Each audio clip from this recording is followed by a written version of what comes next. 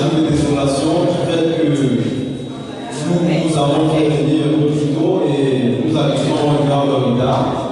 Donc, de ce fait, au nom du comité d'organisation, je vous présente nos plus plates excuses. Voilà, mesdames et messieurs, si nous sommes réunis ici en ce jour, c'est pour célébrer la femme. Il est vrai que le 8 mars était hier, mais nous avons décidé de marquer le coup en célébrant la femme le 9 mars. Donc, je vais faire un bref récapitulatif de la journée d'hier.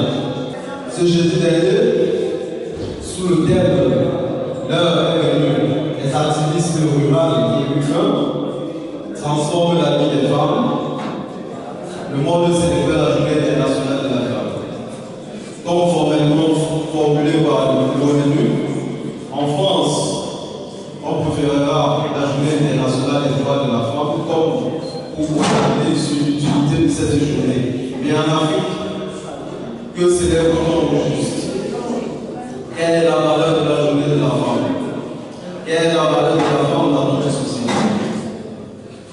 Et pourtant, il sera difficile et fastidieux d'énumérer toutes les revendications auxquelles doivent prétendre les femmes. Le récent scandale sur les abus sexuels qui a secoué le monde illustre bien le rapport de force proportionné qui oppose l'homme et la femme au XXIe siècle.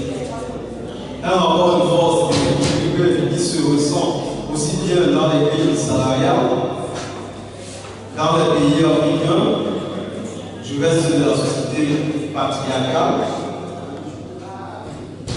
à poste égal et à compétences égales, un homme et une femme toucheront rarement le même salaire.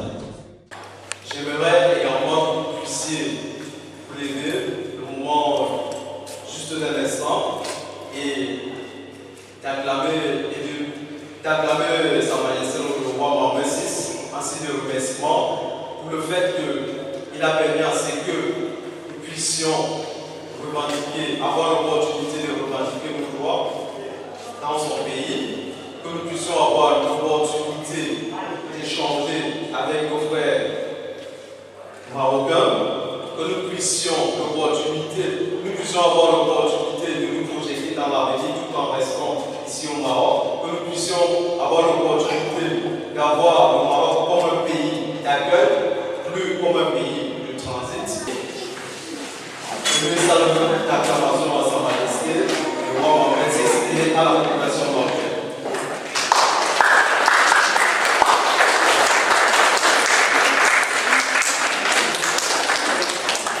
Merci. Sous ce, je m'appelle Robert Mademoiselle Ada.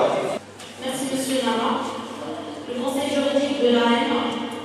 Et je vous laisse maintenant avec Madame Iman Riyad, chargée du programme Service Migrants au sein de l'association ANSEF.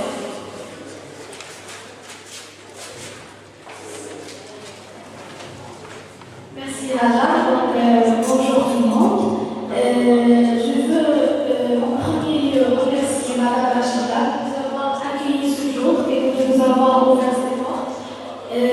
Donc pour célébrer notre fête, la fête des femmes bien sûr, je félicite en premier lieu l'association d'abri des migrants mineurs pour le travail de la mobilisation et de l'organisation qu'ils ont fait. Donc je remercie Camara et Marcel et toute son équipe. Donc j'ai eu pas mal de fois l'occasion de travailler avec eux dans plusieurs activités. Vraiment ça me fait plaisir de voir un partenaire de l'ANSEF en train d'organiser un événement. Donc je rappelle juste que cette activité s'inscrit dans le cadre du projet Circuit Migrant qui se fait en collaboration avec Médecins du Monde et avec l'appui financier de l'Union européenne. Voilà, je vous souhaite la bienvenue parmi nous aujourd'hui. Je remercie également les autres partenaires qui vont faire les autres activités incluses durant le programme. Voilà, et merci.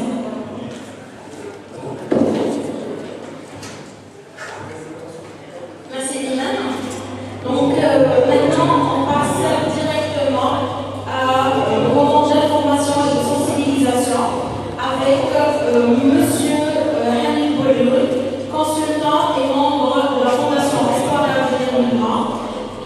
initié sur le thème initiation aux droits et libertés fondamentales. Monsieur Ramos. Bonjour. Et bonne fête, mesdames. À votre avis, quelle est l'espérance de vie en Afrique? Combien on peut vivre en Afrique? 100 ans? 120, 100. Eh bien, selon le Forum économique mondial, il faut vivre 200 ans avant d'atteindre la parité entre hommes et femmes. En Afrique, on doit attendre encore 200 ans avant d'atteindre la parité entre hommes et femmes. Est-ce que vous êtes prêtes, mesdames, à attendre encore 200 ans? Il faut activer les choses. Et la Journée internationale de la femme est toujours l'occasion pour poser cette question sur l'égalité des sexes et le droit des femmes dans le contexte africain.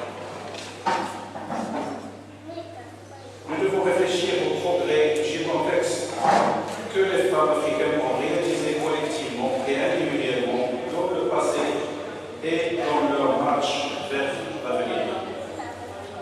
Alors que nous devons aussi réfléchir sur le chemin qui reste à parcourir. C'est vrai qu'il y a d'énormes progrès au cours de la dernière décennie, en particulier si l'on tient compte historique, socio-culturel de l'Afrique. Les progrès apportés de l'Union africaine en faveur de l'égalité des sexes, qui se fondent sur la charte africaine des droits de l'homme et des peuples.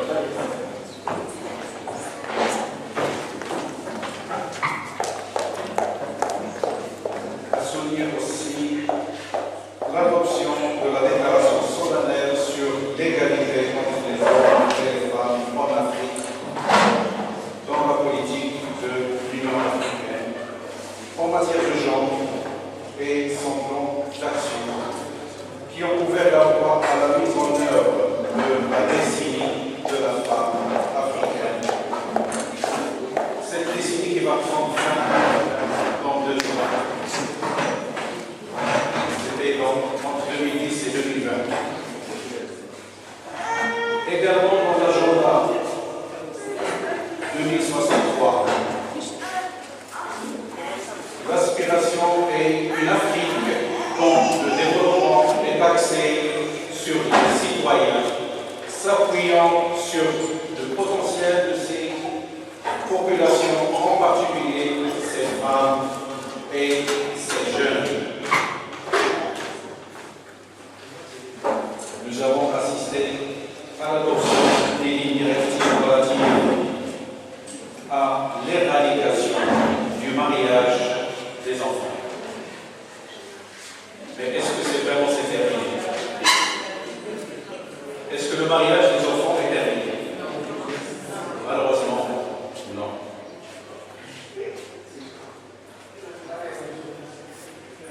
Cependant, les indicateurs donnent à penser que le progrès en termes d'autonomisation réelle des femmes sont trop irréguliers et ne constituent pas un indice véritable du type d'autonomisation envisagé par le protocole de Maputo. Il convient de souligner les progrès enregistrés dans certains domaines. Par exemple, l'accès des filles à l'éducation a connu une hausse massive. En Afrique, plus de filles terminent leurs études secondaires et s'inscrivent dans les universités, et plus de femmes font carrière dans des domaines qui, il y a quelques années, étaient traditionnellement considérés comme la chasse gardée des hommes. Par ailleurs, l'accès à la contraception et à l'avortement s'est beaucoup amélioré. Et les femmes s'affirment de plus en plus dans les différents corps de métier et dans la vie politique. De même, les États adoptent divers lois et politiques mettant en place des mesures d'action positive ou des mesures d'égalité des chances au profit des femmes. Malgré ce progrès et cet optimisme pour l'avenir, il reste des lacunes évidentes et des faiblesses qui subsistent encore. Partout sur le continent, malgré les efforts considérables, les femmes et les filles sont toujours victimes de pratiques cruelles, néfastes et discriminatoires, comme les mutilations génétiques féminines, les mariages forcés, l'infanticide des filles, les enlèvements et de nombreuses autres formes de violences sexuelles et sexistes. Les attitudes et les perceptions traditionnelles profondément enracinées quant au rôle de la femme dont la société entrave l'esprit d'entreprise et limite les perspectives des gains des femmes, tout en demeurant un obstacle majeur à la réalisation de l'égalité des sexes.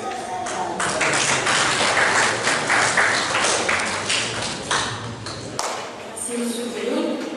Consultant et membre de la Fondation Espoir et Avenir Migrant. Maintenant, on passe à l'intervention de Mme Zoé Nelly, référente du projet de prévention auprès de la population migrante à l'ANCF Gabon, qui va intervenir sur l'éducation sexuelle.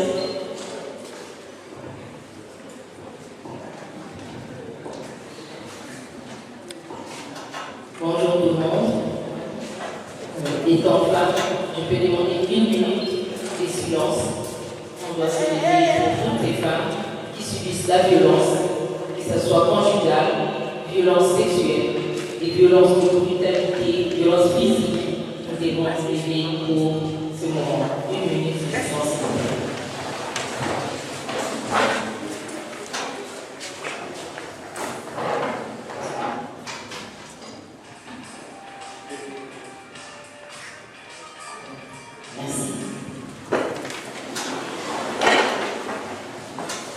Bonjour, je suis Madame Zoé Marie Nelly Mabouika, présidente du collectif des femmes migrantes ici au Maroc. Aujourd'hui, je viens au nom de la ICS, dont je suis la référente dans le projet de prévention auprès de la population migrante sur les infections sexuellement transmissibles et le VIH. En même temps, je suis conseillère communautaire. Nous sommes là aujourd'hui, c'est pour la journée de la femme. C'est une journée, pour moi, je dis, c'est une journée qui a été décrétée, internationale et mondiale, mais ça doit être une journée de réflexion pour les femmes. Ça doit être une journée de grande réflexion, de faire des bilans sur nos vies, sur la vie de nos progénitures, donc de nos enfants, et sur nos droits aussi. Quand je parle de nos droits, j'invite les femmes à bien réfléchir sur le droit fondamental, le fils de leur fille. Nous évitons ces derniers temps la mutilation et tout sur nos filles. Ça, c'est passé. Mais il y a encore le mariage de mineurs qui existe, le mariage de mineurs qui est en train de continuer. Nous, femmes, nous devons réfléchir sur l'éducation de nos enfants, sur l'avenir de nos filles. Aujourd'hui, ce n'est pas vraiment le thème sur ce que je vais aborder, mais j'ai voulu en parler, étant femme, sur la journée internationale pour que nous puissions en prendre conscience. Et parler du thème qu'on m'a donné sur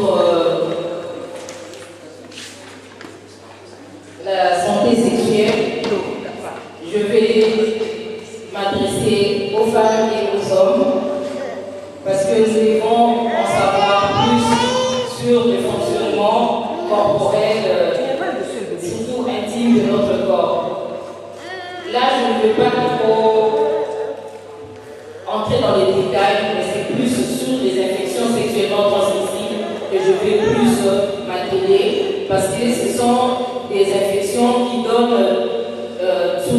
avoir des conséquences néfastes. Après que, si nous ne soignons pas, nous avons vraiment des conséquences sur notre corps. Donc les femmes doivent vraiment y réfléchir. Pour les infections sexuellement transmissibles, nous allons commencer par la prévention, la transmission d'abord. Comment? Je ne veux pas tenir un discours monopole, mais ça sera vraiment, je ne sais pas si les organisateurs me le permettent, ça sera plutôt un peu en débat. Parce que ce sont des connaissances que nous devons acquérir ou améliorer nos connaissances. Est-ce que nous savons au moins comment on peut se contaminer pour les maladies sexuellement transmissibles? Est-ce que l'Assemblée et les bénéficiaires sont en connaissance, s'il vous plaît? Moi, je peux dire que réellement,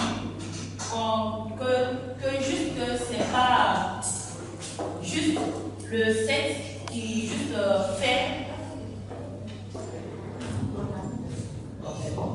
C'est pas entre hommes et femmes qui peut juste contaminer l'infection.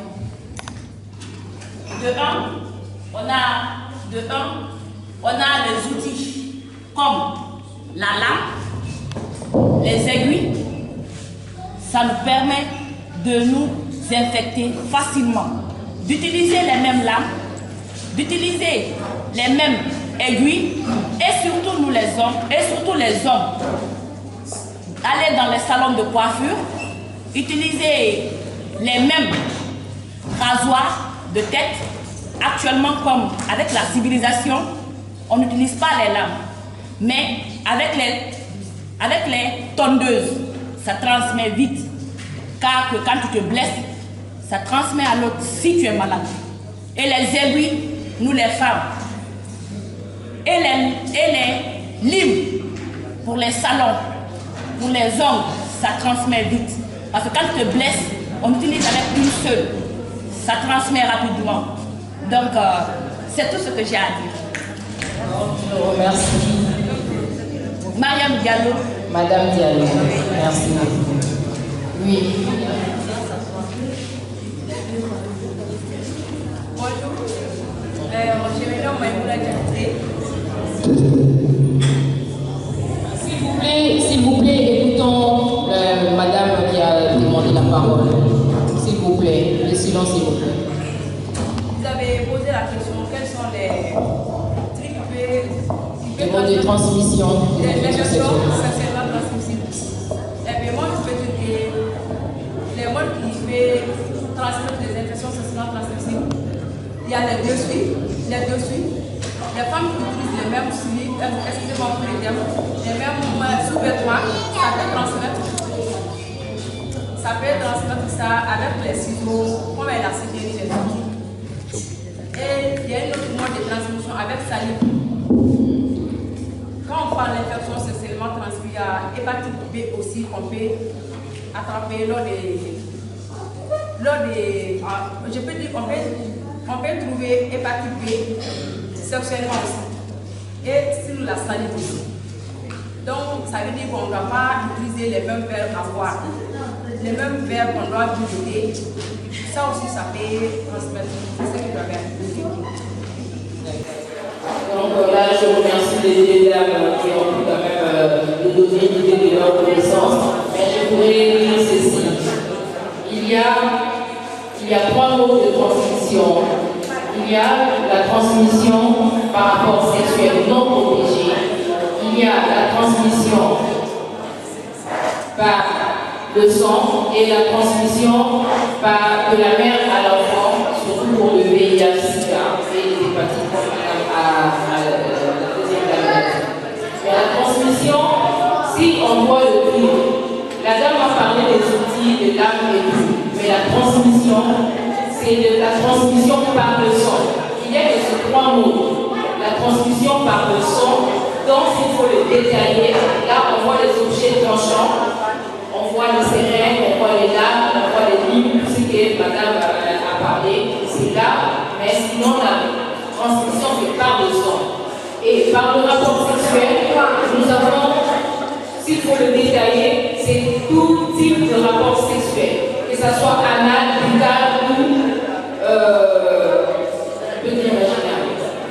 Donc, tout ce monde de transmission peut nous contaminer si nous sommes en relation avec une personne infectée. Donc, nous devons toujours se protéger, que ce soit buccal. Buccal, nous voyons la fellation, parce qu'il y a d'autres qui disent non, moi c'est la fellation et il n'y a pas de problème. Mais on peut aussi se transmettre. Ce n'est pas la salive qui transmet, par exemple, le VIH. Non, mais la salive, c'est des ouvertures. Parce que des fois, nous voyons, quand nous nous posons, il y a du sang.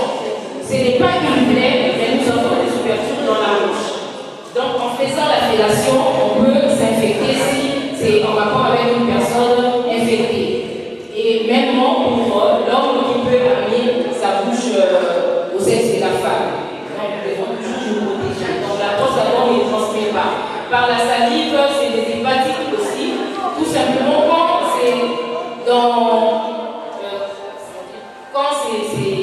c'est un peu élevé, quand le taux de l'hépatite est déjà élevé, dans le corps, là, il y a la transmission par la salive, par la sueur aussi. Mais sinon, la transmission, c'est plus par le rapport sexuel. Les hépatites sont tellement nombreuses qu'il y a d'autres qui ne se transmettent ni par le rapport sexuel, ni par le sang, ni par la sueur. A et C par exemple. Donc d'autres hépatites, on ne peut pas faire de détails parce que ça sera trop long, mais il faut que vous sachiez, les infections sexuellement transmissibles sont plus, ça déjà on voit le nom sexuel. العقيدي رشيدة مديرة دار شباب ثقافة. اليوم كنحتفلوا جميع باليوم العالمي للمرأة وخصصناه بالدرجة الأولى للمرأة المهاجرة لأن المسألة كتحظى عندنا بأهمية كبرى لا من حيث الخدمة ولا من حيث مواقفنا تجاه المهاجرين ديال جنوب الصحراء. الجمعيات اللي اشتغلوا معنا كوم بارتناريا في هذا لاكتيفيتي عندنا مؤسسة أمل ومستقبل المهاجرين، جمعية AMM، جمعية ALC، جمعية الكوثر للتنمية، جمعية نبراس، وجمعية البرلمان الإفريقي للمجتمع المدني. Moi, je crois que les femmes sont précieuses. Les femmes ne sont pas des objets. Donc, les hommes doivent bien entretenir les femmes. Même entre nous, les femmes, parfois, il y a la violence. Donc, je crois que c'est pas normal. Que ce soit ici ou ailleurs, partout dans le monde, c'est pas normal. Bon, moi, la journée internationale des femmes, moi, je suis très contente. Parce que déjà, je suis née en mois de mars. Le 7 mars, c'est mon jour. Donc, je suis une femme précieuse. Toutes les femmes sont précieuses. Donc, je dis non à la violence des femmes. C'est pas normal. Les hommes doivent respecter les femmes. On doit nous respecter. Même je vois, il y a des femmes même qui ne se respectent pas. Mais c'est pas normal. C'est pas normal. Donc, on ne doit pas violer les femmes. On doit bien les entretenir. Qu'est-ce que tu dis pour l'association qui a organisé cette journée aujourd'hui? En fait, je ne connais pas beaucoup à propos de cette association parce que j'ai été invitée par une camarade qui a son mari ici. Donc, c'est avant-hier, elle m'a appelée. Donc, j'ai eu le temps de venir ici parce que c'était mon anniversaire aussi.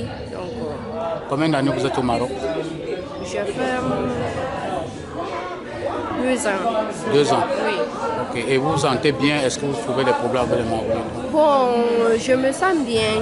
Je me sens bien, je crois. Il y a la violence ici, mais je peux pas mentir. Moi, j'ai pas été violée ici, au Maroc. Depuis que je suis venue, j'ai pas subi une violence. J'ai pas été agressée. Oui. Mais je vois beaucoup de cas quand même. Ouais. Merci. Merci beaucoup.